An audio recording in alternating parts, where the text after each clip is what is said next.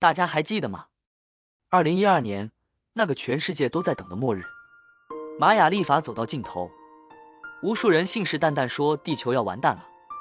那一年，有人辞职环游世界，有人拼命囤粮买水，还有人默默等着天降陨石、海啸、外星人降临。结果呢？2012年12月21日，什么也没发生，我们依旧活得好好的，该上班的上班，该追剧的追剧。所以，这个传说就这么被笑成了一场乌龙。可你知道吗？最近，越来越多学者认为2012年的玛雅预言，从来就不是说世界毁灭，相反，它可能是在提醒我们真正的转折才刚刚开始。我们先来聊聊玛雅历，它和我们的公历不一样，不是年、月、日这么简单。玛雅人有一套叫长纪历的系统，纪年方式像是一个巨大的轮盘，一圈一圈的转。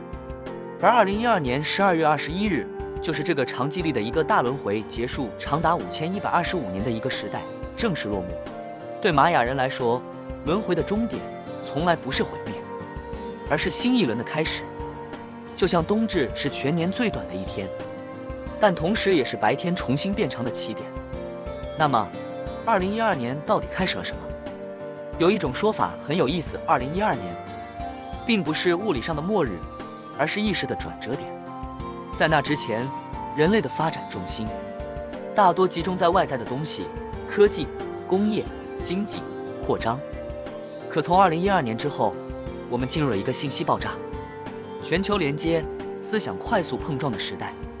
你回头看看，2012年后，智慧型手机全面普及，社交媒体渗透进每个人的生活，人与人之间的距离好像一下子被压缩到零。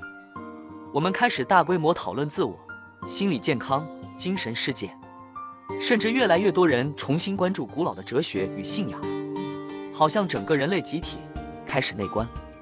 玛雅人或许早就预见2012年是精神觉醒的起点，一场无形的新纪元启动。还有另一种解读，带点宇宙的味道。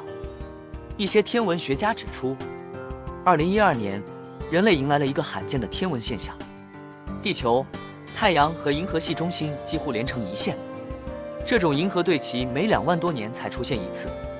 在古老的宇宙观中，银河系的中心被视为宇宙的心脏，是能量和信息的源头，而这种对齐被看作是一道宇宙信号，让地球接收到新的能量频率，推动文明进入下一阶段。听起来有点悬，可你不得不承认，2012年之后的世界的确变得越来越快，越来越不可预测，就像有人突然把游戏难度调高了。那问题来了，如果2012不是末日，而是起点，这个新时代会走向哪里？有人说，这是一条进化之路，人类会逐步打破自我和他人的界限，意识到自己与地球、与宇宙是一体的。到那时，冲突会减少，科技与灵性融合，甚至可能出现真正的地球文明。但也有人警告，转折不代表一帆风顺，在新的周期初期，旧的秩序会崩塌，新秩序还没建立，混乱、分裂、极端都可能同时涌现。